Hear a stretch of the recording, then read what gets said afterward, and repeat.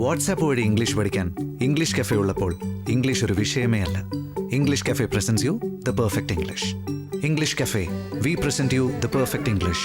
WhatsApp now 9633 മരണത്തിന്റെ വക്കൊക്കെ കണ്ടിരുന്നോ? അവളുടെ തലയിടിച്ചു, മൂക്കുന്ന ബ്ലഡ്. ഇവക്കാണെങ്കിലും കുറെ അബ്യൂസീവ് ആയിട്ടുള്ള സാധനങ്ങൾ നടന്നിട്ടുണ്ട്. ബെല്ലം ഉപയോഗിച്ച് ഞാൻ തട്ടിക്കൊണ്ടുപോകുന്ന രീതിയിൽ കൊണ്ടുപോയ ഒബ്വിയസ്ലി എൻ്റെ ഇത് ആരാ ചെയ്ത? വാപ്പായാണോ അതെയോ കസിൻസ് ആണോ? ഉമ്മയും പിന്നെ എന്താ ഉമ്മനെ. ഉമ്മയാണ് മെയിനായിട്ടും ഈ നൂറയുടെ ഉപദ്രവിച്ചുകൊണ്ടിരുന്നത്. മാരേജിന്റെ അത് ലീഗലൈസ് ആയിട്ടില്ല. ഓരോ കേസുകൾ അവിടെ നിന്ന് നടക്കുന്നുണ്ടെന്ന് അറിയുന്നുണ്ട്. ഞങ്ങൾ പഠിച്ചുകൊണ്ടിരിക്കുമ്പോഴായിരുന്നു +1 +2 ആ ഒരു കാലഘട്ടത്തിൽ ആണ് ഞങ്ങൾ കണ്ട് ഇഷ്ടപ്പെടുന്നതും ഞങ്ങൾ ക്ലോസ് ആവുന്നതും. സെക്കൻഡ് ഇയറിലാണ് നമുക്ക് ഇഷ്ടമാണെന്നുള്ള ഒരു സംഗതി. ഭയങ്കര പൊസസീവ്നെസ് നമ്മൾ റിലേഷൻഷിപ്പിലൊക്കെ കാണുന്ന പോലെ തന്നെ. നിങ്ങൾക്ക് ഒരു ഓപ്പോസിറ്റ് സെക്സിനോട് നിങ്ങൾക്ക് ഒരു ഇഷ്ടമൊന്നും തോന്നിയിരുന്നില്ല ആ സമയത്ത്? അത്രക്കും വീട്ടിൽ റെസ്ട്രിക്റ്റഡ് ആയിരുന്നു റിലേഷൻഷിപ്പ് അറിഞ്ഞതിന് ശേഷം. ഉമ്മമാർക്ക് അങ്ങനെ ഒരു സംശയം തോന്നാനുള്ള കാരണം എന്തായിരിക്കും? കാരണം ഇപ്പൊ ഒരു പാർട്ട്ണറിനോട് നമ്മൾ എങ്ങനെ സംസാരിക്കുക, അതുപോലെയൊക്കെ സംസാരിച്ചപ്പോൾ നമ്മൾ നോക്കുമ്പോൾ മുസ്ലിം ഫാമിലിയാണ് രണ്ടുപേരും. മതത്തിന്റെ പ്രശ്നമില്ല, ആകെ ഉള്ളത് ജെൻഡറിന്റെ പ്രശ്നം. ജെൻഡർ ഇവളിപ്പോ ഒരാണോ ഞാനൊരാണോ ആയിരുന്നെങ്കിൽ നമ്മൾ പെട്ടെന്ന് നമ്മൾ പറഞ്ഞ കല്യാണമൊക്കെ നടക്കുമായിരുന്നു. അത്ര മണ്ടി എന്ന് പറഞ്ഞു ഉമ്മനല്ലേ ഉദ്ദേശിച്ചേ? എടുത്തു പറയാം. നാണത്തോടുകൂടിയൊക്കെയായിരുന്നു നിങ്ങളുടെ പിന്നെ കാലൊക്കെ ഇങ്ങനെ വരച്ചിട്ടാ മനസ്സിലായപ്പോ ഞാൻ പറഞ്ഞു എനിക്ക് ഓളെ ഇഷ്ടമാണ്. എൻ്റെ പാരൻസ് ആണെങ്കിലും പറഞ്ഞിട്ടുണ്ട് ഓളായിട്ട് തിരെ ചാറ്റ് ചെയ്യരുത്, ഓളായിട്ട് തിരെ കോണ്ടാക്ട് കീപ്പ് ചെയ്യരുത്. 3 വർഷം ഞങ്ങൾ കണ്ടിട്ടില്ല, എന്താ ഫോണ് മര്യാദയ്ക്ക് ചെയ്തിട്ടില്ല, ചാറ്റിങ് തന്നെ ഭയങ്കര റെയർ ആയിരുന്നു. എനിക്ക് ആ മാരേജ് പ്രപ്പോസൽസ് ഭയങ്കര അധികം ഉണ്ടായിരുന്നു, പ്രഷർ ഭയങ്കര ഉണ്ടായിരുന്നു. എത്രണ്ണം വരെ വന്നു മൈൻഡിൽ ഇങ്ങനെ ആളുള്ളപ്പോ? പിന്നെ പിന്നെ നമുക്ക് വേറൊരാളെ നോക്കാനും കൂടെ പറ്റൂലല്ലോ. അതത്ര എൻ്റെ അവിടെ നോക്കുകയാണെങ്കിൽ എനിക്ക് ഒരൊറ്റ മനുഷ്യക്കുഞ്ഞ് പോലും സപ്പോർട്ടിനുണ്ടായില്ല. ഞാനെന്താരോ കൊന്ന പോലെയൊക്കെയാണ് ഇവര് പറയുന്നത്. നൂറ് തട്ടൊഴിവാക്കി, നൂറ കയ്യില്ലാത്ത ഡ്രസ്സ് അതിലയുടെ ഉള്ളം കയ്യിലാണ് അങ്ങനെയൊക്കെ പറയാ. ഷോർട്സ് ഇട്ട ഏതൊരു വീഡിയോയില് അവിടെ മഹലിൽ ഭയങ്കര ചർച്ചയായിരുന്നൊക്കെ അറിഞ്ഞായിരുന്നു. അവര് പറയും നമ്മൾ ഷോർട്സ് ഇടാൻ പാടില്ലാന്ന്, പക്ഷെ എല്ലാവരുടെയും കണ്ട് നമ്മുടെ തൊടയമയായിരിക്കും. ഇടർന്ന് പറയുന്ന ആൾക്കാരാണ് ഇത് കാണുന്നത്. അവര് കണ്ടിട്ടാണോ പറയുന്നത്, കാണാണ്ടിരുന്ന പോരെ. നല്ലൊരാളെന്ന് ഇങ്ങനെ എഴുതി വെച്ച് ഭയങ്കര മാന്യം, ഞാൻ ഭയങ്കര ദീനിയാണ് അങ്ങനെയൊക്കെ പറയുന്ന ആൾക്കാർക്ക് കുറച്ചുകൂടെ കൂടുതലായിരിക്കും തോന്നുന്നു. ചെറുപ്പത്തിലെ തുണിയില്ലാണ്ട് ഇടുന്ന വലുതാകുമ്പോൾ നമ്മൾ തുണി എടുക്കുമല്ലോ. ഞങ്ങൾ കമന്റ് സെക്ഷൻ എടുത്ത് നോക്കുകയാണെങ്കിൽ അധികവും ഞങ്ങൾക്ക് മുസ്ലിംസിന്റെ ആ ഒരു ഇതാണ് കാണാൻ പറ്റല്. നരകത്തെ വിറക് കൊള്ളിന്നും പിന്നെ തട്ടിടുന്നില്ലേന്നും പിന്നെ ഔറത്ത് മറിക്കുന്നു. അങ്ങനെ പ്രൗഡായിട്ട് ഞാനൊരു ലെസ്ബിയൻ ആണ്, എല്ലായിടത്തും പോയി കൊട്ടി പാടുകയല്ല, പറയേണ്ടടുത്ത് പറഞ്ഞ് അങ്ങനെ ലെസ്ബിയൻ ആണ് എന്ന് അറിയുമ്പോഴത്തേനും അതിനെ ഏറ്റവും ആദ്യം എതിർക്കുന്നത് ഉമ്മയാണോ? അവർ തന്നെയാണ് ആദ്യം എതിർക്കുന്നത്. എങ്ങനെയാണ് നിങ്ങളുടെ ഒരു ഇന്റിമസി കാര്യങ്ങൾ? നമുക്ക് സെക്സ് എഡ്യൂക്കേഷൻ എന്നുള്ള രീതിക്ക് എന്തെങ്കിലും ഒരു കോണ്ടന്റ് അധികം ആൾക്കാർക്കും അറിഞ്ഞൂടാ. ഓക്കെ, തലയിൽ നമ്മൾ സെക്സ് കൊണ്ട് ചിന്തിച്ചാൽ നമുക്ക് അത് മാത്രമേ വരുള്ളൂ. നിങ്ങൾക്കൊരു വിഷമം തോന്നിയിട്ടുണ്ടോ എൻ്റെ ഉമ്മൻ്റെ കൂടെ ഉണ്ടായിരുന്നെങ്കിൽ അല്ലെങ്കിൽ വാപ്പാൻ്റെ കൂടെ ഉണ്ടായിരുന്നെങ്കിൽ? എനിക്ക് തന്ന ട്രോമാസ് അത് എനിക്ക് ഇപ്പോഴും എഫക്റ്റഡ് ആവലുണ്ട്. നമസ്കാരം.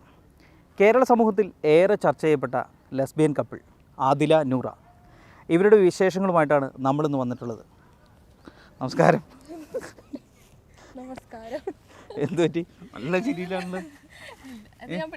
പിടിച്ചോ പിടിച്ചോ. നല്ല ചിരിയിലാണല്ലോ. എന്താണ് ഇത്ര വലിയ തമാശ? പറയണ്ട.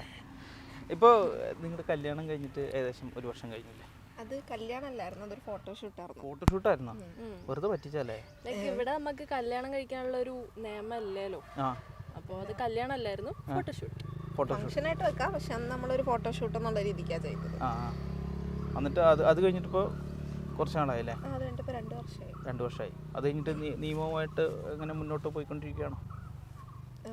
എങ്ങനെ മാരേജിൻ്റെ? മാരേജിൻ്റെ അത് ലീഗലൈസ് ആയിട്ടില്ല. ഓരോ കേസുകൾ അവിടെ നിന്ന് നടക്കുന്നുണ്ടെന്ന് അറിയുന്നുണ്ട്. അപ്പോൾ ലീഗലൈസ് ആവുകയാണെങ്കിൽ നമ്മൾ ലീഗലി മാരീഡ് ആവും. ഇല്ലെങ്കിൽ ഈ ഒരു റിലേഷൻ തന്നെ നമുക്ക് പുറത്തൊക്കെ പോയിട്ട് മാരേജ് ചെയ്യാനുള്ളതൊക്കെ ഉണ്ട്. സിറ്റിസൺഷിപ്പ് ഒക്കെ കിട്ടുകയാണെങ്കിൽ അവിടെ നമുക്ക് മാരീഡ് ആവാം. അങ്ങനെ കപ്പിളൊക്കെ ഉണ്ട്. അപ്പോൾ നമ്മൾ കോണ്ടാക്ട്സിലുണ്ട്. അപ്പോൾ നമ്മളൊക്കെ ഇങ്ങനെ അന്വേഷിച്ച് വെച്ചിരിക്കുന്നു. എല്ലാ കാര്യങ്ങളും സെറ്റാക്കി വെച്ചേക്കാണ്. സെറ്റ് അറിഞ്ഞു കഴിഞ്ഞാൽ സ്പോട്ടിൽ പോവുക, കല്യാണം കഴിയുക.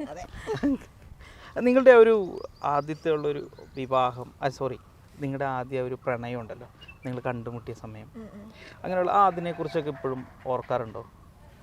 ഓർക്കാറുണ്ട്. അത് മറക്കാൻ പറ്റൂലല്ലോ. എങ്ങനെയായിരുന്നു അത് ആക്ച്വലി നമ്മൾ പഠിച്ചുകൊണ്ടിരിക്കുമ്പോൾ ഞങ്ങൾ പഠിച്ചുകൊണ്ടിരിക്കുമ്പോഴായിരുന്നു +1 +2 ആ ഒരു കാലഘട്ടത്തിൽ ആണ് ഞങ്ങൾ കണ്ട് ഇഷ്ടപ്പെടുന്നതും ഞങ്ങൾ ക്ലോസ് ആവുന്നതും. ആദ്യം ഫ്രണ്ട്സ് ആയിരുന്നു, നമ്മൾ റിലേഷൻഷിപ്പിലോട്ട് പോയി. പക്ഷെ എപ്പോഴും റിലേഷൻ ആണെന്ന് അറിയില്ലായിരുന്നു. പോകെയാണ് നമുക്ക് മനസ്സിലായത് ഇഷ്ടമാണ്, പിരിയാൻ പറ്റത്തില്ല, അതൊരു പ്രണയമാണെന്ന് പിന്നീടാണ് മനസ്സിലാവുന്നത്. അപ്പോൾ പിന്നെ വീട്ടിൽ പ്രശ്നമാവുന്നു. ശരിക്കും ഡിഗ്രിയൊക്കെ ഒരുമിച്ച് പഠിക്കാൻ നിന്നതാണ്, പാരൻസൊക്കെ ഓക്കെ ആയിരുന്നു. പക്ഷെ റിലേഷൻ പറഞ്ഞാൽ ആരും അങ്ങനെ പഠിപ്പിക്കില്ലല്ലോ. അപ്പം അങ്ങനെ അതൊക്കെ വെള്ളത്തിലായി. പിന്നെ നമുക്ക് എഡ്യൂക്കേഷൻ ഇമ്പോർട്ടൻ്റ് ആണെന്ന് അപ്പോൾ മൈൻഡിലുണ്ടായിരുന്നു, കാരണം അതില്ലാതൊന്നുമില്ല. ഇപ്പോൾ പഠിക്കാം, പഠിത്തം കഴിഞ്ഞിട്ട് നമുക്ക് ജോലി കാര്യങ്ങളൊക്കെ സെറ്റാക്കിയിട്ട് വീട്ടിൽ നിന്ന് ഇറങ്ങാം. എനിവേസ് വീട്ടിൽ നിന്ന് നമ്മളെ അക്സെപ്റ്റ് ചെയ്യൂല എന്നുള്ളൊരു ഇതാണല്ലോ. സോ ഞങ്ങൾ അങ്ങനെ ജോലിയൊക്കെ സെറ്റാക്കിയിട്ട് ഇറങ്ങാമെന്നുള്ളൊരു പ്ലാനായിരുന്നു. അങ്ങനെ ഞങ്ങൾ ഇറങ്ങി. നിങ്ങളുടെ ഏതൊരു മൂമെൻറ്റിലായിരുന്നു നിങ്ങൾക്ക് പരസ്പരം ഒരു പ്രണയമുണ്ടെന്ന് തോന്നി തുടങ്ങിയത്?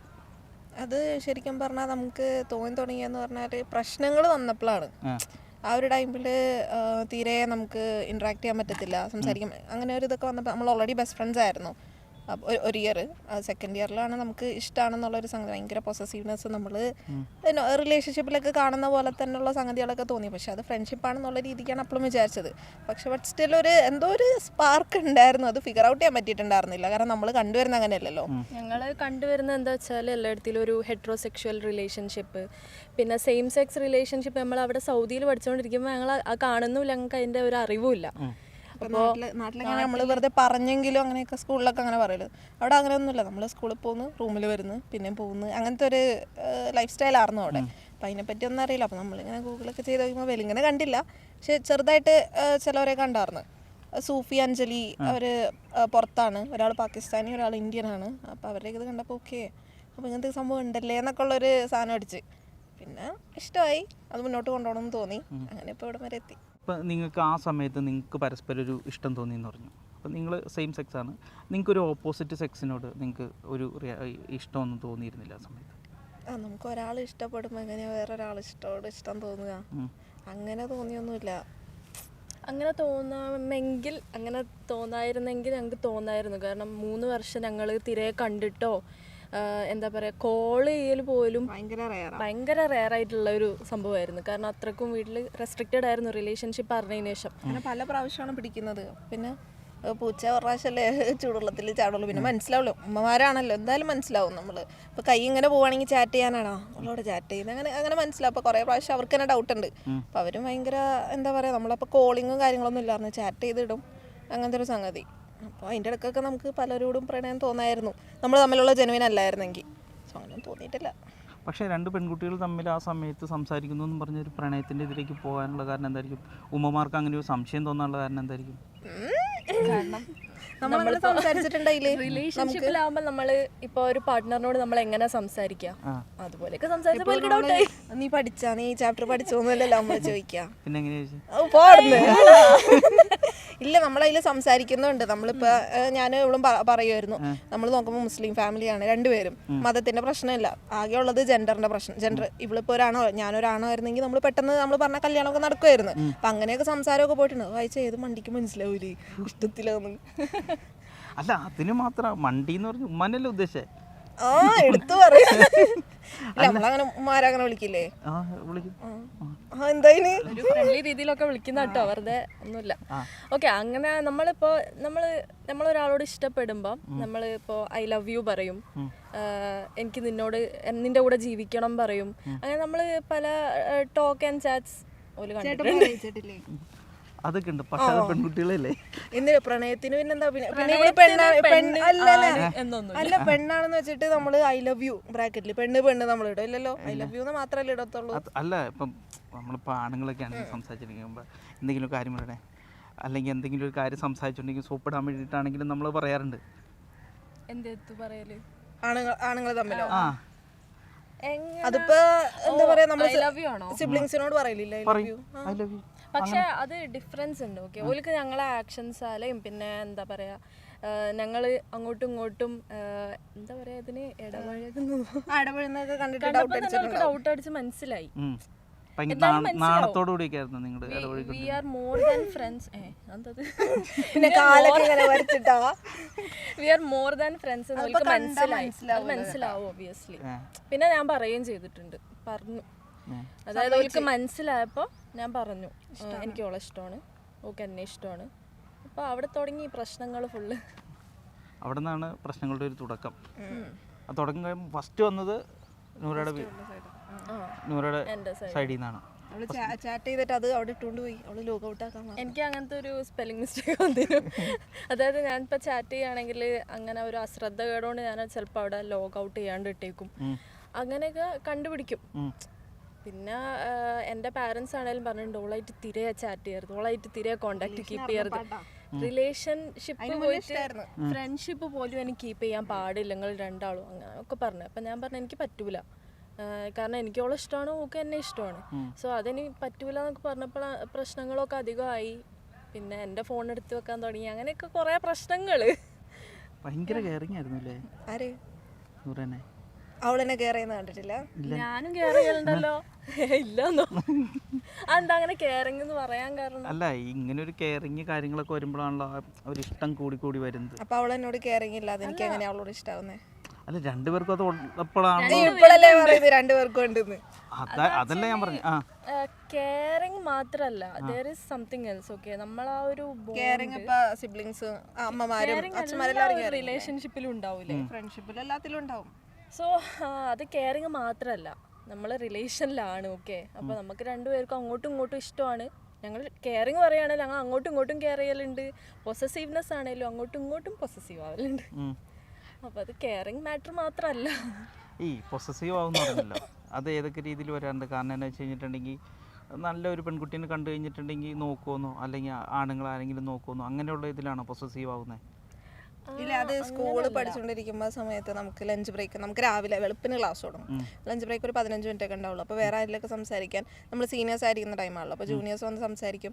ഇവളോട് ഭയങ്കര ഫ്രണ്ട്ലി ആയിട്ടുള്ള പിള്ളേരുണ്ട്, എന്നോട് ഭയങ്കര ഫ്രണ്ട്ലി ആയിട്ടുള്ള പിള്ളേരുണ്ട്. അപ്പം അങ്ങനെയൊക്കെ വരുമ്പോൾ നമ്മുടെ ടൈം പോകണം, നമുക്ക് ടൈമില്ല. അങ്ങനെയൊക്കെ സംഭവിച്ചാൽ ഞങ്ങൾക്ക് രണ്ടാൾക്കും ഒരുമിച്ച് ടൈം സ്പെൻഡ് ചെയ്യാൻ പറ്റുന്നില്ല അന്ന്. ഓക്കെ, ഞങ്ങൾ രണ്ടാളും ഒരുമിച്ചല്ലല്ലോ. സോ ഒരുമിച്ച് ടൈം സ്പെൻഡ് ചെയ്യാൻ പറ്റുന്നില്ല. അപ്പോൾ മറ്റുള്ളവർ, ഇപ്പോൾ ഫ്രണ്ട്സ് ആവട്ടെ ആരാവട്ടെ നമ്മളോട് വന്ന് മിണ്ടുമ്പോൾ നമുക്കൊരു പൊസസീവ്നെസ് ആണല്ലോ ആ ഒരു സംഭവം. കാരണം നമുക്ക് അവിടെ പല കഥകളും പറയാനുണ്ടാവും. അപ്പൊ ആ ടൈമൊക്കെ ഇങ്ങനെ പോണല്ലേ. അപ്പൊ അതല്ലേ ചാറ്റ് ചെയ്തോണ്ടിരിക്കുന്നത്, ഈ കഥകളല്ലേ നമുക്ക് നേരിട്ട് പറയണ്ടേ. എപ്പോഴും ചാറ്റ് ചെയ്യാലൊന്നും അത്രക്ക് പോസിബിൾ ആയിട്ടുള്ള ഒരു സമയമല്ലായിരുന്നു. അപ്പോൾ ചാറ്റിങ്, കോളിങ് 3 വർഷത്തോളം ഞങ്ങൾക്ക് ഭയങ്കര റെസ്ട്രിക്ഷൻസ് ആയിരുന്നു. 3 വർഷം ഞങ്ങൾ കണ്ടിട്ടില്ല, എന്താ ഫോണ് മര്യാദയ്ക്ക് ചെയ്തിട്ടില്ല, ചാറ്റിങ് തന്നെ ഭയങ്കര റെയർ ആയിരുന്നു. അതാ സംഭവം. എന്നിട്ട് ആദ്യം ആ സമയത്ത് ഒരു 3 വർഷത്തിന് ശേഷം ആദ്യം ഫസ്റ്റ് ചാറ്റിങ്ങും അതുപോലെ കോളിങ്ങും തുടങ്ങിയത്? ഇല്ല, നമ്മൾ കോളിങ് ഉണ്ടായിരുന്നു, പക്ഷെ ഭയങ്കര റെയറാ. ഡൗട്ട് ഉണ്ടായിരുന്നല്ലോ. അപ്പോൾ അത്രക്ക് ഭയങ്കര ഡൗട്ടാണ്. ഡിഗ്രി കഴിഞ്ഞാൽ കല്യാണം അതൊക്കെ നോക്കി വെക്കുക. അപ്പോൾ ഇങ്ങനെ ഒരു പ്രശ്നം വന്നാൽ ഭയങ്കര പ്രശ്നമാവുമല്ലോ. അപ്പോൾ അത് വീട്ടുകാർ നല്ലോണം ശ്രദ്ധിക്കുന്നുണ്ടായിരുന്നു. കോളിങ് റെയറാണ്, ചാറ്റിങ്ങും അത്യാവശ്യം റെയറാണ്, പക്ഷെ ഭയങ്കര റെയറല്ല. എന്നാലും നമ്മൾ അപ്ഡേറ്റ് ചെയ്യും. ഒരു സമാധാനക്കേടല്ല അവിടെ എന്താ പോകുന്നത്. അപ്പോൾ അതിൻ്റെ ഇടയ്ക്ക് മാരേജ് പ്രപ്പോസൽസ് വരുന്നു, പിടിക്കുന്നു. അപ്പോൾ എന്തായി, എങ്ങനെയാണ് അവർ ട്രീറ്റ് ചെയ്യുക, അപ്പോൾ അതൊക്കെ നമുക്കൊരു ടെൻഷൻ ഉണ്ടാവുമല്ലോ. മാരേജ് പ്രഷർ ഇത്തിരി കുറവായിരുന്നു. പക്ഷെ എൻ്റെ ആ സൈഡിലേക്ക് കോഴിക്കോട് ആ ഭാഗത്തേക്കൊക്കെ പെട്ടെന്ന് പെൺകുട്ടികളെ എന്താ പറയുക കല്യാണം കഴിപ്പിച്ച് വിടുക, അങ്ങനത്തെ ഒരു സംഭവമാണല്ലോ. സോ എനിക്ക് ആ മാരേജ് പ്രപ്പോസൽസ് ഭയങ്കര അധികം ഉണ്ടായിരുന്നു, ആ പ്രഷർ ഭയങ്കര ഉണ്ടായിരുന്നു. എത്ര എണ്ണം വരെ വന്നു? അതിപ്പോൾ ഞാൻ അറിയാണ്ട് കുറേ എണ്ണം വന്നിട്ടുണ്ട്, എണ്ണീറ്റില്ല. അറിഞ്ഞോണ്ട് ഒരു 5-6 എണ്ണം വന്നിട്ടുണ്ട്. ഇതെല്ലാം പോയി കാണുകയും ചെയ്തോ? ഞാൻ കണ്ടിട്ടില്ല. ഒരു വന്ന് 2-3 എണ്ണം വന്ന് കാണും, ഞാൻ ഓക്കെ അല്ല പറയും.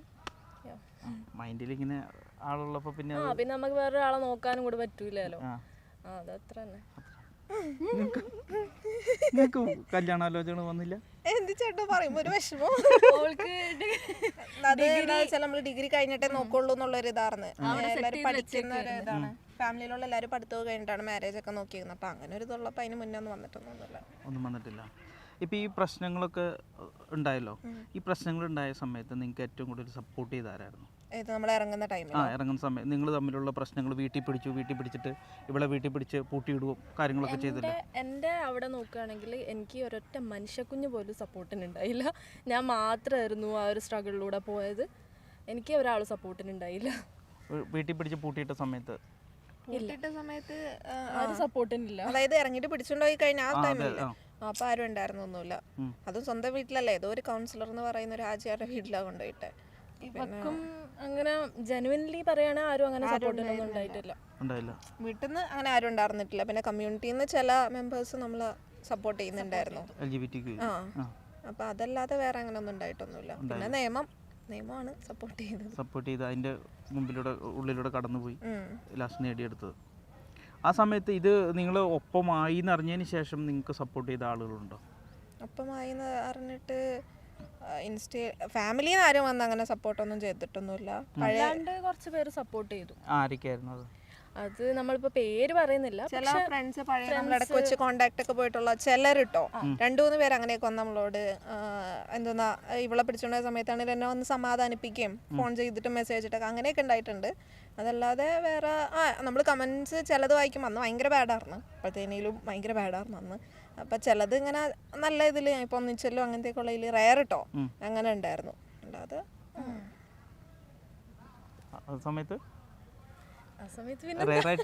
റയറായിട്ട് നല്ല ഒരു ഇത് പറഞ്ഞു ഒന്നിച്ചല്ലോ നന്നായിട്ട് ഇരിക്കും അങ്ങനെയൊക്കെ പറഞ്ഞിട്ടുണ്ടായിരുന്നു. അത് കാണുമ്പോൾ ഒരു സന്തോഷമുണ്ട്. ഇപ്പൊ നിങ്ങളുടെ പഴയ ഫ്രണ്ട്സ് ഒക്കെ ഉണ്ടല്ലോ, നിങ്ങളുടെ കൂടെ പഠിച്ചവര്, അവര് നിങ്ങളെങ്ങനെ റിലേഷനിലാന്ന് അറിഞ്ഞു കഴിഞ്ഞപ്പോൾ അവരുടെ ഒരു പ്രതികരണം എന്തൊക്കെയായിരുന്നു? ഞങ്ങളുടെ ഒരു ഗ്യാങ് ഉണ്ടായിരുന്നു. അപ്പൊ അവരോട് നമ്മൾ ഷെയർ ചെയ്തിട്ടുണ്ടായിരുന്നില്ല. നമുക്ക് എങ്ങനെ എടുക്കുന്ന അറിയില്ലല്ലോ, നമ്മളിനി ഒറ്റപ്പെടുത്ത അങ്ങനത്തെ ഒരു ഇതുണ്ടായിരുന്നു സ്കൂളിൽ സൗദിയിൽ. അതിനുശേഷം പറഞ്ഞപ്പോൾ 2 പേര് എന്താ നിങ്ങൾ ഞങ്ങളോട് പറയാണ്ടിരുന്നത് എന്നുള്ളൊരു പിണക്കം പോലെ പറഞ്ഞു. ഒരാൾ ആക്സെപ്റ്റ് ചെയ്തിട്ടൊന്നുമില്ല, ഒരാൾ ആക്സെപ്റ്റ് ചെയ്തിട്ടുണ്ട്, ഒരാൾ ഞങ്ങൾക്ക് അറിയില്ല. പക്ഷെ ആൾ ഇടയ്ക്ക് കോണ്ടാക്ട് ഒക്കെ ഉണ്ട്. 2 പേരും കോണ്ടാക്ട് ചെയ്യാറുണ്ട്? കോണ്ടാക്ട് ഇല്ല, ഒരാളെ കോണ്ടാക്ട് ചെയ്യാറുള്ളൂ. നമ്മൾ വിളിക്കലൊക്കെ ഉണ്ട്. അവളുടെ പ്രസവം കഴിഞ്ഞു, അപ്പോൾ കൊച്ചിനെ കാണാൻ വന്നോന്നൊക്കെ പറഞ്ഞ് ഭയങ്കര ബഹളമായിരുന്നു. പോകാനൊന്നും പറ്റിയിട്ടില്ല. അങ്ങനെയൊക്കെ ഒരാൾ നന്നായിട്ടുണ്ട്. എൻ്റെ കോളേജിലത്തെ കുറേ അതായത് ഫ്രണ്ട്സ് എന്ന് പറയപ്പെടുന്ന കുറെ ആൾക്കാരുണ്ടായിരുന്നു. അത് എടുത്ത് പറയുന്ന കാര്യം എന്താ വെച്ചാല്, ഞാൻ ഇറങ്ങിയതിന് ശേഷം ഇപ്പൊ എന്റെ പാരന്റ്സിന് കുറെ ഇങ്ങനെ കുത്തി കൊടുത്ത് അങ്ങനത്തെ ഒരു പരിപാടിയൊക്കെ ചെയ്ത് ഞാനത് കണ്ട് പിന്നെ എനിക്ക് ഭയങ്കര അതിശയായി. ഇവരെന്താ ഇങ്ങനെയൊക്കെ പറയുന്നത്, ഞാനെന്താ ആരോ കൊന്ന പോലെയൊക്കെയാണ് ഇവര് പറയുന്നത്. നൂറ തട്ടൊഴിവാക്കി, നൂറ കയ്യില്ലാത്ത ഡ്രസ്സ് അങ്ങനെയൊക്കെ പറയാ. ഒരു ഉളുപ്പില്ലാണ്ട് അങ്ങനെയൊക്കെ വിളിച്ചു പറയും. അങ്ങനെ പറയുന്ന പിന്നെ ഞങ്ങൾക്ക് മനസ്സിലായെന്ന് വെച്ചാൽ സ്വന്തം ലൈഫിൽ മര്യാദക്ക് നോക്കി ഒന്നുമില്ല അവർക്ക് എംബ്രേസ് ചെയ്യാനോ അല്ലെങ്കിൽ ഒരു ഹാപ്പിനെസ്സും ഇല്ല, ഒരു പണിയില്ലാത്ത ആൾക്കാരാണ് അങ്ങനെ പറയുന്നത്. പിന്നീട് മനസ്സിലായി ഓക്കെ പറഞ്ഞോട്ടെ, അവർക്ക് അങ്ങനെ ഒരു സുഖം കിട്ടുന്നുണ്ടെങ്കിൽ ആയിക്കോട്ടെ, നമ്മളാൽ അവർക്ക് ഓക്കെ ആവുന്നുണ്ടെങ്കിൽ ഫൈൻ പോട്ടെ, വലിയ കുഴപ്പമൊന്നുമില്ല. ഇപ്പോൾ നാട്ടിലുള്ള ആളുകളൊക്കെ ഉണ്ടല്ലോ, നിങ്ങളുടെ നാട്ടിലുള്ള ജനിച്ച സ്ഥലങ്ങളിലുള്ള, അവരൊക്കെ ഇതിനെ അക്സെപ്റ്റ് ചെയ്യുന്നുണ്ടോ? ഇല്ല ഇല്ല ഇല്ല ഒരിക്കലും ഇല്ല. ഇല്ല. ഇവളിപ്പോൾ ഒരു ഷോർട്സ് ഇട്ടിട്ട് ഒരു വീഡിയോ ഉണ്ടായിരുന്നു. ഞാൻ പിന്നെ ഷോർട്സ് ഇടലുണ്ട്. എന്നാലും ഇവള് സ്റ്റാർട്ടിങ്ങിൽ ആ ഒരു ഷോൾ ഇട്ട് കണ്ടതിന് ശേഷം പിന്നെ ഷോർട്സ് ഇട്ടും ഷോൾ ഇടാതെയൊക്കെ കണ്ടതിൻ്റെ ഒരു പ്രശ്നമുണ്ട് ആൾക്കാർക്ക്. അപ്പോൾ ഷോർട്സ് ഇട്ട ഏതൊരു വീഡിയോയിൽ അവിടെ മഹല്ലിൽ ഭയങ്കര ചർച്ചയായിരുന്നൊക്കെ അറിഞ്ഞായിരുന്നു കോഴിക്കോട്. അങ്ങനെയൊക്കെ പ്രശ്നങ്ങളുണ്ട്. പിന്നെ ഓല പ്രശ്നങ്ങൾ നമുക്ക് നോക്കി നമുക്ക് ജീവിക്കാൻ പറ്റൂല. അവര് പറയും നമ്മൾ ഷോർട്സ് ഇടാൻ പാടില്ലാന്ന്, പക്ഷെ എല്ലാവരുടെയും കണ്ട് നമ്മുടെ തൊടയമയായിരിക്കും. ഇടർന്ന് പറയുന്ന ആൾക്കാരാണ് ഇത് കാണുന്നത്. അവര് കണ്ടിട്ടാണല്ലോ പറയുന്നത്, കാണാണ്ടിരുന്നാ പോരെ. അല്ല, അങ്ങനെയുള്ളവരെന്ന് പറഞ്ഞാൽ ഏജ് കാറ്റഗറി അനുസരിച്ചാണോ നിങ്ങളോട് ഈ കുറ്റങ്ങൾ പറയുന്നത്? ഒരു ഏജും ഇല്ലടാ, ഏജില്ല, ഒന്നുമില്ല, ഇങ്ങനെ പറഞ്ഞുകൊണ്ടിരിക്കും. സ്വയം നല്ലൊരാളെന്ന് ഇങ്ങനെ എഴുതി വെച്ച് ഭയങ്കര മാന്യം, ഞാൻ ഭയങ്കര ദീനിയാണ് അങ്ങനെയൊക്കെ പറയുന്ന ആൾക്കാർക്ക് കുറച്ചുകൂടെ കൂടുതലായിരിക്കും തോന്നുന്നു. റിലീജിയൻ ഉണ്ടെങ്കിലും മുസ്ലിംസ് അല്ലാത്ത ആൾക്കാരും അങ്ങനത്തെ ഒരു ഇതുണ്ടാവും. ഇപ്പൊ കൂടെ പഠിച്ചാണെങ്കിലും അവള് പണ്ട് എങ്ങനെയായിരുന്നു, പണ്ട് ഷോള് കിട്ടിയെന്ന് പറഞ്ഞാൽ ഇന്നും ഷോള് കിട്ടണോ? നമ്മള് ചെറുപ്പത്തിലെ തുണി ഇല്ലാണ്ട് നടന്നു വലുതാകുമ്പോൾ നമ്മള് തുണി എടുക്കുമല്ലോ. അതൊക്കെ ഓരോ ഇത് വരുമ്പോ മാറൂലേ. പീപ്പിൾ അല്ലേ. ഇപ്പൊ എനിക്ക് ഞാനിപ്പോ ഈ ഡ്രസ്സിൽ കംഫർട്ടബിൾ അല്ലെങ്കിൽ ഞാൻ എന്താക്കുക ചേഞ്ച് ചെയ്ത് ഞാൻ വേറെയിലേക്ക് ട്രൈ ചെയ്യും. അതുപോലെ തന്നെ അതിലിപ്പോ മറ്റുള്ള ആൾക്കാർക്ക് എന്തെങ്കിലും പ്രശ്നം ഉണ്ട്, അതെനിക്ക് ഒന്നും ചെയ്യാൻ പറ്റൂലല്ലോ, അത് അവരുടെ മാത്രം പ്രശ്നം. ഇപ്പൊ നിങ്ങളുടെ മതത്തിന്റെ ഒരു കാര്യങ്ങൾ എങ്ങനെയാ അവര് ഏറ്റവും കൂടുതലും എതിർക്കുകയാണ് ചെയ്തുകൊണ്ടിരിക്കുന്നത്? ഇപ്പോഴും അവര് മാത്രാണല്ലോ. അവരെന്താ പറയുന്നത് നിങ്ങൾ ഇങ്ങനെ പോയി എന്ന് പറഞ്ഞപ്പോഴത്തേനും? കമന്റ് സെക്ഷൻ നോക്കുകയാണെങ്കിൽ അധികം, അതായത് ഞങ്ങൾ ടാർഗറ്റ് ചെയ്ത് പറയല്ല, ഞങ്ങൾ കണ്ട കാര്യങ്ങളാണ്. ഞങ്ങൾ കമന്റ് സെക്ഷൻ എടുത്ത് നോക്കുകയാണെങ്കിൽ അധികവും ഞങ്ങൾക്ക് മുസ്ലിംസിന്റെ ആ ഒരു ഇതാണ് കാണാൻ പറ്റല്. അറിയൂല അതെന്താണെന്നുള്ളത്. അവർക്ക് ആ ഒരു ഹേറ്റ്രഡ് വരാൻ കാരണം എന്താ പറഞ്ഞൂടാ, നരകത്തത്തെ വിറക് കൊള്ളിന്നും പിന്നെ തട്ടിടുന്നില്ലേന്നും പിന്നെ ഔറത്ത് മറിക്കുന്നു, അങ്ങനെ കുറേ കാര്യങ്ങളുണ്ട് പറയും. പിന്നെ ലെറ്റ് ഇറ്റ് ഗോ. പക്ഷേ വേറൊരു കാര്യം എന്താണെന്ന് വെച്ചാൽ ചില 1-2 പേര് നമ്മളോട് വന്ന് പറഞ്ഞിട്ടുണ്ട്, നമ്മൾ വായിക്കലുണ്ട് DMs ഒക്കെ. അപ്പോൾ ഒന്ന് പറഞ്ഞിട്ടുണ്ട്, ഞാൻ ഭയങ്കര കൺസർവേറ്റീവ് ആയിട്ടുള്ള ഒരാളാണ്, എനിക്ക് മുടി ഇങ്ങനെ ചെയ്യണം അങ്ങനെ അതിന് പോലും ഒരു ഇത് കിട്ടുന്നില്ല, നിങ്ങളെ കാണുമ്പോൾ റിലേഷൻഷിപ്പ് അല്ലെങ്കിലും നമ്മൾ ലൈഫ് സ്റ്റൈൽ കണ്ടിട്ട് നിങ്ങളെ കാണുമ്പോൾ ഒരു സന്തോഷമുണ്ട്, അങ്ങനെയൊക്കെ ഒന്ന് പറയുന്ന ആൾക്കാരുണ്ട്. അപ്പോൾ കൂടുതലും അതിൽ വരുന്നത് ഈ സപ്രസ് ചെയ്ത് നിന്ന് ഇപ്പം എന്നെ ഭയങ്കര ഇങ്ങനെ ഭയങ്കര മൂടിക്കെട്ടി അങ്ങനെ നിൽക്കുന്ന ഒരാൾ ആയിട്ടാണ് ഞാൻ നിൽക്കുന്നതെങ്കിൽ ഓപ്പോസിറ്റ് ഇപ്പോൾ ചേട്ടൻ ഭയങ്കര ഇഷ്ടമുള്ളത് ചെയ്യുന്നുണ്ട്, ഇഷ്ടമുള്ള ഡ്രസ്സ് ധരിക്കുന്നുണ്ട്, ഇങ്ങനെ ഇതാകുമ്പോൾ എനിക്കൊരു അസൂയ ഉണ്ടാവും, എനിക്കത് കിട്ടുന്നില്ല. അപ്പോൾ ആ ഒരു ഫ്രസ്ട്രേഷനാണ് നമ്മുടെ കമൻറ്റ് സെക്ഷനിൽ വന്ന് തീർക്കുന്നതെന്ന് മനസ്സിലായി. ഇപ്പോൾ പല പെൺകുട്ടികളാണെങ്കിലും ഈ ലെസ്ബിയൻ്റെ ഒരു ഇത് മറച്ചു വെച്ചിട്ട് അവർ നാട്ടിലൂടെ നടക്കുന്നുണ്ട്. അപ്പോൾ അങ്ങനെയുള്ളവരോടൊക്കെ എന്താ പറയാനുള്ളത്? അത് ഓരോരുത്തരുടെ ഒരു ഇതാണ്. അതായത് ചിലപ്പോൾ അവർക്ക് ഓക്കെ ആയിരിക്കും, സെക്ഷുവാലിറ്റി ഓരോ ആൾക്കാരുടെ പ്രൈവറ്റ് ആയിട്ടുള്ള കാര്യമാണ്. നമ്മുടെ പ്രൈവസിയിൽ വെക്കാൻ ഇഷ്ടമുള്ള ആൾക്കാരുണ്ടാവും, അല്ലെങ്കിൽ പ്രൗഡായിട്ട് ഞാനൊരു ലെസ്ബിയനാണ് എല്ലായിടത്തും പോയി കുട്ടി പാടുകയല്ല, പറയേണ്ടടുത്ത് പറഞ്ഞ് അങ്ങനെ എന്നെ ഇങ്ങനെ ആക്സെപ്റ്റ് ചെയ്യാൻ പറ്റുകയാണെങ്കിൽ ആക്സെപ്റ്റ് ചെയ്യുന്നുള്ള രീതിക്ക് പറയുന്ന ആൾക്കാരുണ്ട്. അത് ഓരോ ആൾക്കാരുടെ വ്യക്തിപരമായിട്ടുള്ള കാര്യമാണ്. ചിലപ്പോൾ അവർക്ക് ആ ഒരു സേഫ് സ്പേസ് തോന്നായിട്ടാവാം അതിൽ പറയാണ്ടിരിക്കുന്നത്, അതുമുണ്ട്.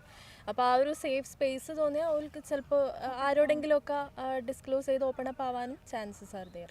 ഒറ്റപ്പെടലൊക്കെ മനുഷ്യനൊരു സോഷ്യൽ ബീങ് ആണല്ലോ, ഒറ്റപ്പെടലൊക്കെ ഭയന്നിട്ടായിരിക്കാം പറയാത്തത്. കമ്മ്യൂണിറ്റിയിലുള്ള ആൾക്കാരെന്ന് പറയുമ്പോൾ അവരെ ഒറ്റപ്പെടുത്താൻ നോക്കുക, പിന്നെ സൈബർ ബുള്ളിങ് ആട്ടെ അങ്ങനെ ചെയ്യാൻ നോക്കുക, ഹേറ്റ്രഡ് സ്പ്രെഡ് ചെയ്യുക, അതൊക്കെ ആണല്ലോ പൊതുവേ ഓൺ ഗോയിങ്. അപ്പോൾ അതൊക്കെ അതുകൊണ്ടൊക്കെ ആയിരിക്കാം അങ്ങനെ ഓപ്പൺ അപ്പ് ആവാണ്ടിരിക്കുന്നത്. ഇപ്പോൾ ഇങ്ങനൊരു നിങ്ങൾ ലെസ്ബിയൻ ആണ് എന്ന് അറിയുമ്പോഴത്തേനും അതിനെ ഏറ്റവും ആദ്യം എതിർക്കുന്നത് ഉമ്മയാണോ? പാരൻസ് എതിർക്കുമല്ലോ, അവരാണല്ലോ ആദ്യം അറിയുന്നത്. അപ്പോൾ അവർ തന്നെയാണ് ആദ്യം എതിർക്കുന്നത്. പിന്നെ അവർക്ക് ഒരു ഡ്രീം ഉണ്ടാവും, അതിപ്പോൾ എല്ലാ പാരൻസിനും ഉണ്ടാവും. പക്ഷേ ആ ഡ്രീം മക്കളിൽ അടിച്ചേൽപ്പിക്കരുതെന്നാണ് ഞങ്ങൾ വിചാരിക്കുന്നത്. കാരണം അത് നമുക്ക് എന്തെങ്കിലും ഡ്രീം ഉണ്ടെങ്കിൽ നമ്മൾ നോക്കുക, അല്ലാതെ അത് വേറൊരാളിലൂടെ ഇതാക്കുകയാണെങ്കിൽ അയാൾക്ക് വേറൊരു ഡ്രീമല്ലേ ഉണ്ടാവുക, വേറൊരു ലൈഫായിരിക്കും ആളുടെ മൈൻഡിലുണ്ടാവുക. അപ്പം അത് അങ്ങനെ ഇൻജെക്ട് ചെയ്യുമ്പോൾ അത് അവിടെ ക്ലാഷ് ഉണ്ടാവും, ബുദ്ധിമുട്ടുണ്ടാവും. ഇപ്പോൾ നിങ്ങൾ പുറത്തേക്കൊക്കെ ഇറങ്ങുമ്പോഴത്തേനും ലെസ്ബിയൻ കപ്പിൾ എന്ന് പറഞ്ഞു കഴിഞ്ഞിട്ട് ആൾക്കാർ ഒരു തുറിച്ചു നോട്ടം ഉണ്ടല്ലോ, അങ്ങനെ എന്തെങ്കിലും ഉണ്ടായിട്ടുണ്ടോ നിങ്ങൾക്ക്? ഇല്ല, തുറിച്ച് നോട്ടം എന്ന് പറഞ്ഞാൽ ഓൽക്ക് നമ്മൾ ഇവരല്ലേ ആദില നൂറല്ലേ അങ്ങനെ പറഞ്ഞിട്ടുള്ള നോക്കലും, അല്ലാണ്ട് ലെസ്ബിയൻ കപ്പിൾ അല്ലേ ഇങ്ങനെ തുറിച്ച് അങ്ങനൊന്നുമില്ല. ഓക്കെ ഇവർ കപ്പിളാണ്, അങ്ങനെയൊക്കെ പറഞ്ഞിട്ട് നമ്മളെ അപ്രോച്ച് ചെയ്യലുണ്ട്. ഇതുവരെയായിട്ട് ബാഡ് ആയിട്ടൊന്നും ഞങ്ങൾക്ക് ഫീൽ ചെയ്തിട്ടില്ല. അല്ല അവരുടെ സംസാരത്തിലോ അല്ലെങ്കിൽ നോട്ടത്തിലോ അങ്ങനെ എന്തെങ്കിലും? ഇല്ല, കുറച്ച് പ്രായമായ ആൾക്കാരൊക്കെ ഇങ്ങനെ ഒരുമാതിരി എന്താ പറയുക, നമ്മൾ പറഞ്ഞു കൊടുത്ത് ഇങ്ങനെ ഒരു ഫാമിലിയൊക്കെ പോവുകയാണെങ്കിൽ പറഞ്ഞു കൊടുത്ത് ഇങ്ങനെ നോക്കുമ്പോൾ അങ്ങനെ ഭയങ്കര ഇതിലിങ്ങനെ നോക്കും.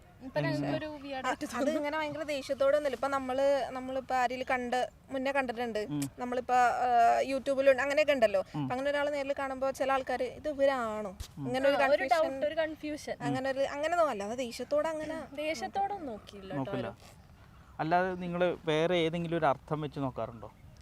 ഇല്ല, പല രീതിയിലും ആൾക്കാർ അങ്ങനെ ഉണ്ടല്ലോ, പക്ഷെ അങ്ങനെ ഒന്നും ഇതുവരെ നമുക്ക് ഫീൽ ചെയ്തിട്ടില്ല. ഇല്ല, ഇതുവരെയും അങ്ങനൊരു ഫീലിങ്സിലേക്ക് വന്നിട്ടില്ല.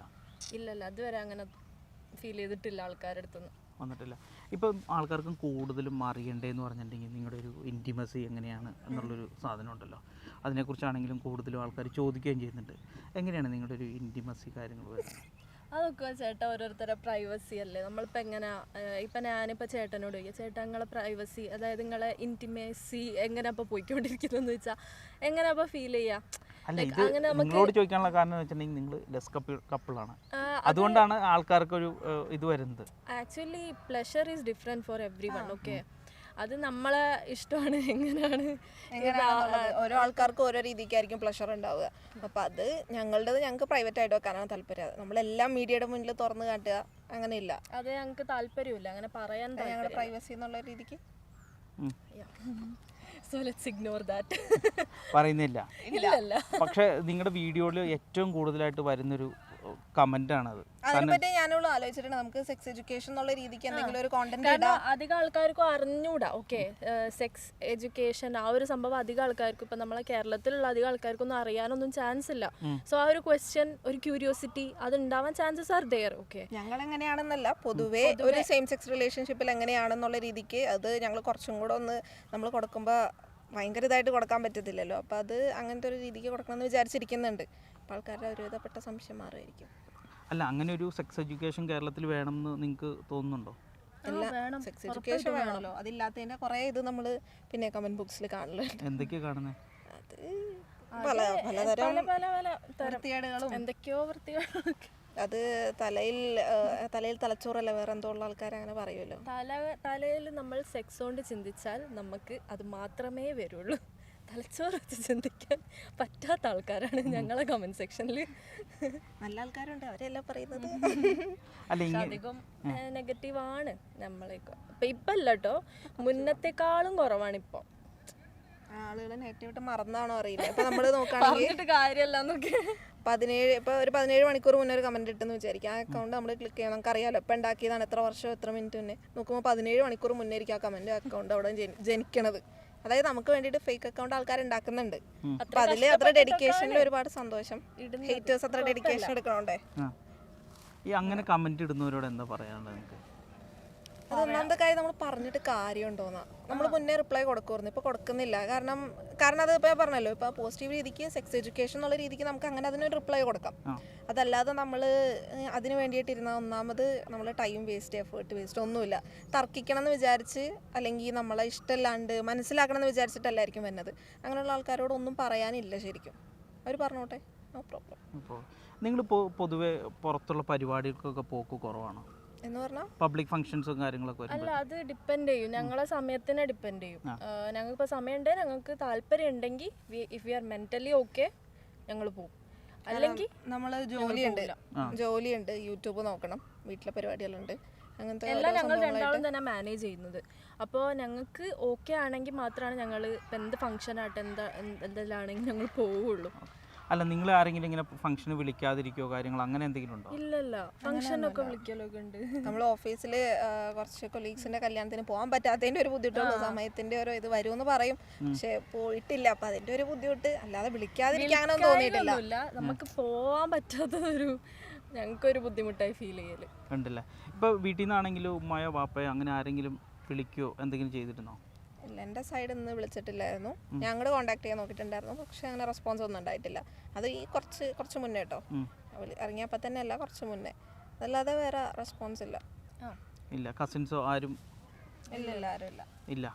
എല്ലാവരും ഒരു ഒഴിവാക്കിയ രീതിയിലാണോ? അത് ആക്ച്വലി നമ്മളിപ്പോൾ ഇറങ്ങിയത് ഓക്കെ ഓൾക്ക് ഇഷ്ടമല്ല, ഓക്കെ ലെറ്റ് ഇറ്റ് ഗോ, അതത്രേ ഉള്ളൂ. നമുക്കപ്പോൾ അതിൽ കൂടുതൽ പറയാനൊന്നുമില്ല.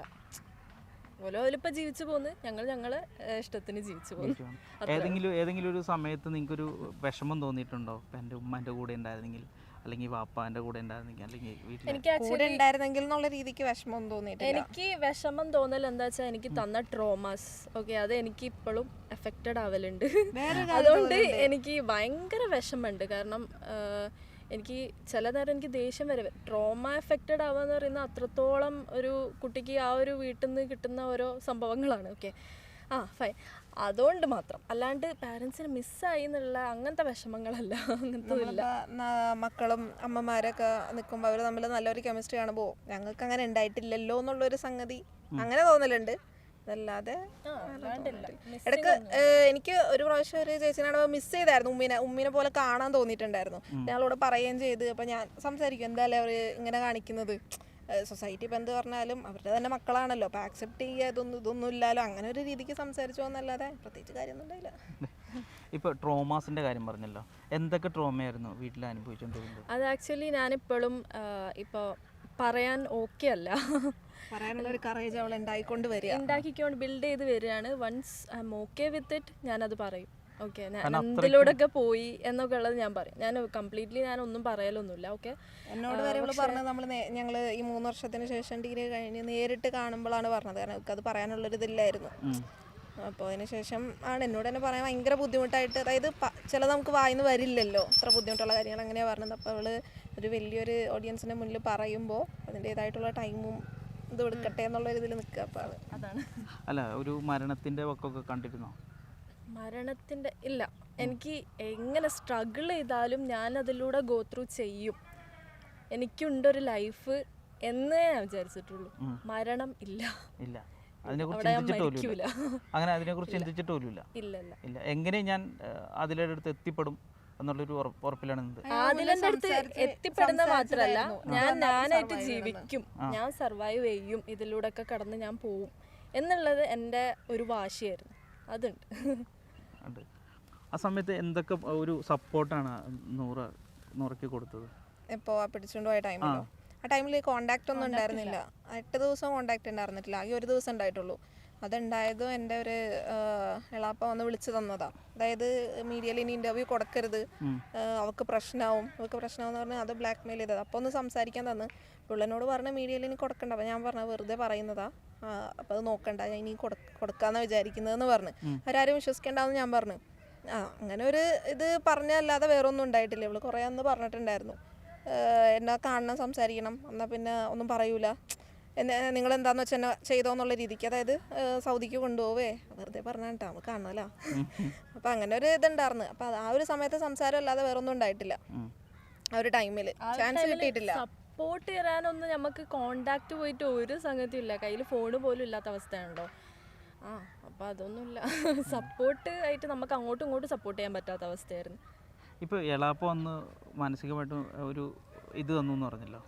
ഇല്ല, ഒന്നും തന്നില്ല. അല്ല, തന്നു എന്ന് പറഞ്ഞു കഴിഞ്ഞിട്ടുണ്ടെങ്കിൽ എളാപ്പ വന്നിട്ട് ഭീഷണിപ്പെടുത്തി എന്ന് പറഞ്ഞല്ലോ? ബ്ലാക്ക് മെയിൽ ചെയ്ത്. ഏത് രീതിയിലായിരുന്നു ബ്ലാക്ക് മെയിൽ ചെയ്തേ? അതായത് നീ ഇപ്പൊ ഇന്റർവ്യൂ കൊടുക്കുന്നത് പ്രശ്നമാവുന്നുണ്ട്, നൂറയ്ക്ക് പ്രശ്നമാവും, അപ്പൊ നിർത്ത്, അങ്ങനെയൊക്കെ ഉള്ള രീതിക്കാണ് പറഞ്ഞത്. അപ്പൊ ഇവക്ക് പ്രശ്നമാവെന്ന് പറഞ്ഞാൽ എനിക്ക് പേടിച്ചിട്ട് നിർത്തുമെന്ന് വിചാരിച്ചു. പക്ഷെ ആ ഒരു ടൈമിൽ നിർത്താതെ പോരാടിയത് കൊണ്ടാണ് ഇവക്കൊന്നും പറ്റാണ്ടിരുന്നത്. അല്ലെങ്കിൽ എന്താവുമെന്ന് അറിയില്ലായിരുന്നു. എനിക്ക് അങ്ങനത്തെ ഒരു ടെൻഷനായിരുന്നു. കാരണം അവരെന്ത് ചെയ്യാൻ പഠിക്കാത്ത ടീംസാണ്. അപ്പം ആ ഒരു ഇത് അങ്ങനെയൊക്കെ എന്തെങ്കിലും ചെയ്തിരുന്നോ? ദേഹോപദ്രവം എന്തെങ്കിലും ചെയ്തിരുന്നോ? ദേഹോപദ്രവം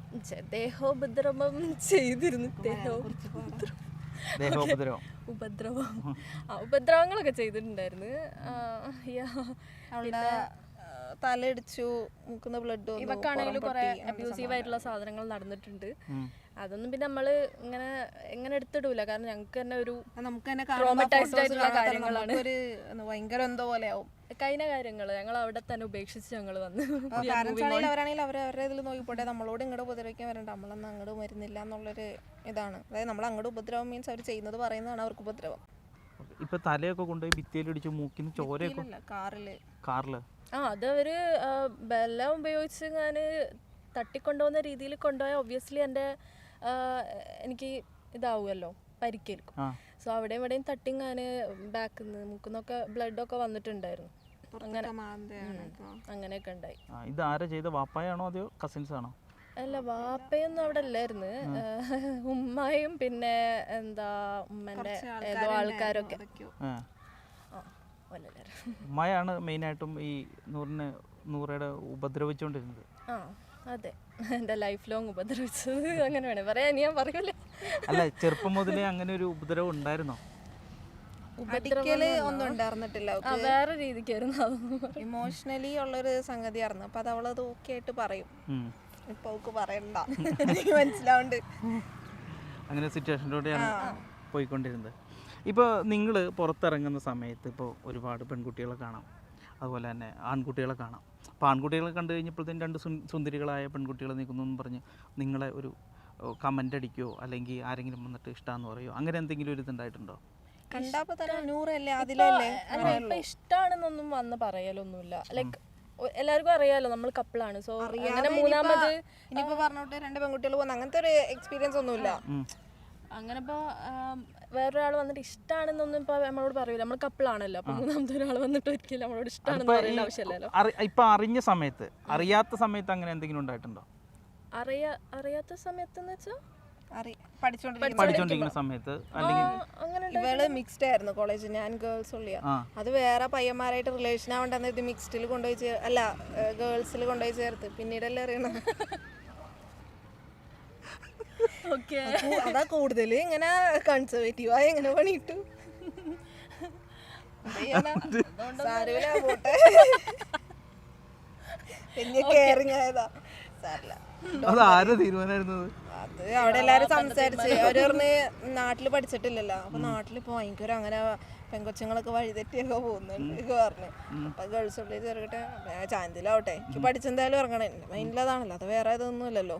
അപ്പൊ എവിടെയെങ്കിലും കൊണ്ടുപോയി ചേർക്കും, എനിക്ക് പഠിക്കണം അങ്ങനത്തെ ഉള്ളൊരിതായിരുന്നു. അപ്പൊ അതിനെ കൊണ്ടുപോയി ചേർത്ത് ഞാനിവിടെ എപ്പോഴും പറഞ്ഞു വെച്ചിരിക്കും അത് എന്തിൻ്റെതായിരുന്നു. എന്നിട്ട് എന്നിട്ട് അങ്ങനെ അവിടെ നിങ്ങൾ മിക്സ്ഡ് ആയിട്ടായിരുന്നു പഠിച്ചോണ്ടിരുന്നത്? മേ ബി ഇവളിനി ആൺകുട്ടികളെ കാണട്ടെ എന്ന് എഴുതിയിട്ടായിരിക്കും അല്ലേ? അതായിരിക്കും, ആ ഉദ്ദേശം വെച്ചിട്ട് തന്നെ ആയിരിക്കും.